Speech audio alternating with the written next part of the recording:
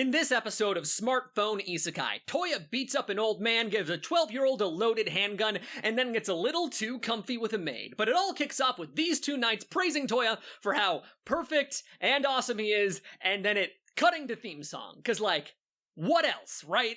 The people of the village he saved thank Toya and offer him some of the dragon's fangs so that he can turn it into a sword. Toya then has a convo with his tiger friend and figures out that their group is being mysteriously tailed.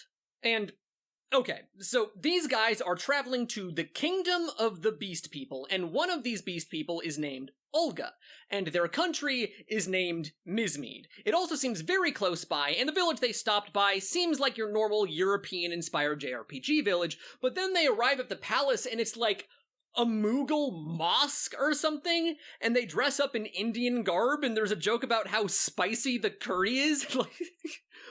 What?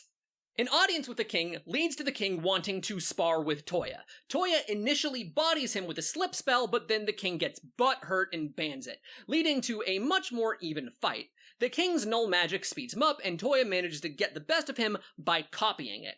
After a celebration, Toya is beckoned into meeting a fairy named Lean. She requests to make him her apprentice, but he refuses. What he gets out of this is her null magic, since he can just copy it. He gets the ability to give programs to inanimate objects by enchanting them to perform X action under Y condition. He uses it to turn the Dragon Fang into a gun! Specifically, he makes a sword gun that can, switch modes, something he came up with out of a desire to make up for one of the weaknesses in his fighting style he discovered in his spar. He calls his new weapon Brunhilde because the show ends when she sings, a detail I unironically like, and he gives some of his friends some guns to... It's fun. It's fun. I actually do kind of like this scene.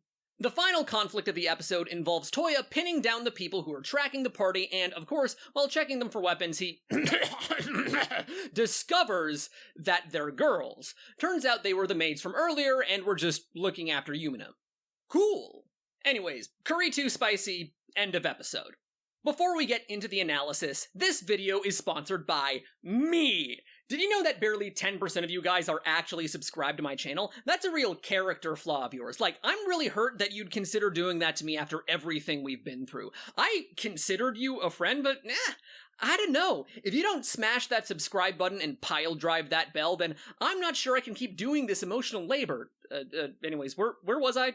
Anyways, I want to start with the fight scene. On a narrative level, it's very confusing. Power fantasies will often have a scene like this, one where the protagonist is shown to be lacking, but within the context of a low-stakes spar with a mentor. It's a way of introducing the mechanics of growth and development without ever embarrassing the protagonist too hard. It's no surprise that Toya still wins in the end, but it does involve him struggling, so there's a pretty clear narrative intention with this scene. It is a moment of growth, and just as much, a moment of stakes. It can be easy to lose perspective on how strong the protagonist is unless you put them in a position that challenges him. The best way to show off how your cool hero is the strongest of them all is by putting him in a fight against the second strongest. If everyone folds like paper, then strength becomes meaningless. Not simply a comparison of two values, seeing who is the goodest at fighting, it's binary. Are you, or are you not the protagonist? And if not, die. This was done one time before in the show with his fight against the glass monster, which did involve him having to be clever, air quotes on that, and I mocked that for being ineffectual due to its poor execution. This instance, however, is more bad from first principles. In order to push Toya into something resembling a corner, he had to be given a completely artificial handicap. The king can't really feel like a big deal when the story just made a punchline out of how beating him is a gimme.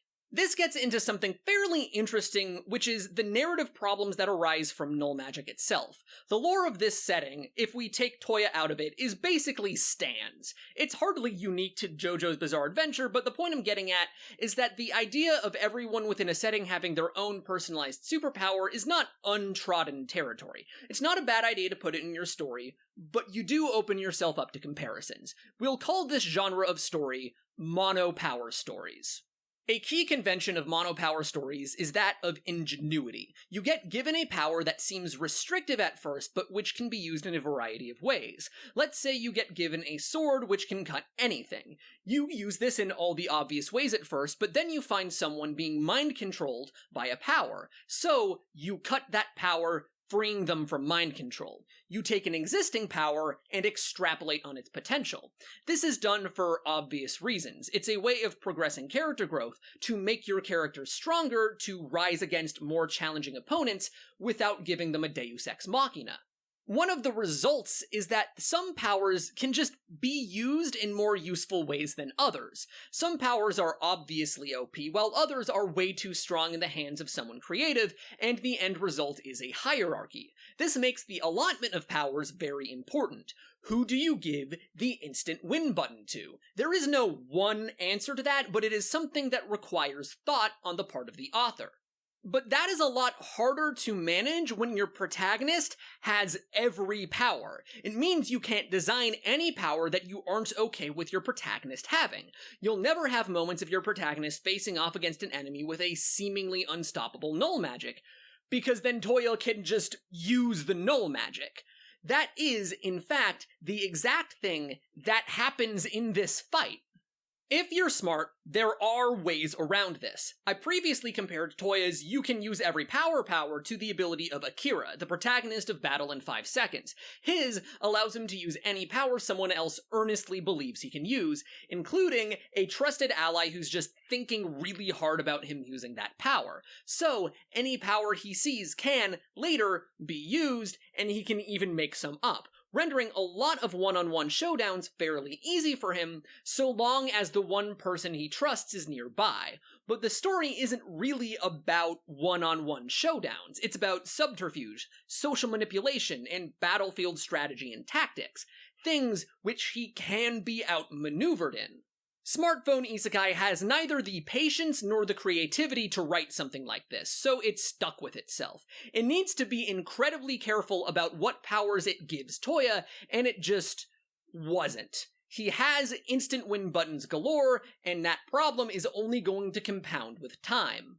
The thing I want to discuss is the way it is handling its cast. A character introduction can be thought of as an investment in the future. You can't use a character without first putting them in the story. With this comes a corollary. If you take the time to introduce a character, you better use them. That's just not really happening in Smartphone Isekai. At the inn, at the mansion, and at the king's palace, characters were introduced who never really did much else, and even those who were reincorporated were often only barely reincorporated, the maids being a key example. They didn't even do anything significant. We just took time to establish they are ninjas on top of them being maids, and then moved on. It speaks to a larger problem of the story just not really knowing how to spend its time efficiently. Take this big journey to the palace, for example. This was a whole arc dedicated to diplomacy between two nations, and there was no tension, no negotiations, no anything, really. It's just set dressing for more episodic antics of Toya doing his thing. This arc is ostensibly about the heroes being escorted, but the people escorting them don't do anything, and even comment on how they don't do anything. It's ostensibly about politics, but no politics happen. It almost feels confused with itself. I want to finish up by talking about Lean. Specifically, I want to talk about how little there is to talk about with her. I saw her in the theme song and assumed she was important, so I assumed that she'd, play some kind of role in things, but she barely played a role in her own introductory scene. It was just Toya learning a new skill so that he could go make gun. They somehow made a ancient fairy boring.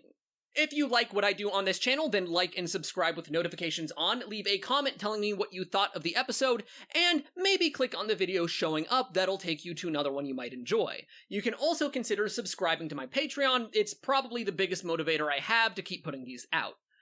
As always, a big thank you to my patrons, especially my Tier 2 patrons, Bellman, Carolyn Vig, and Love Your Content. Thanks for your support.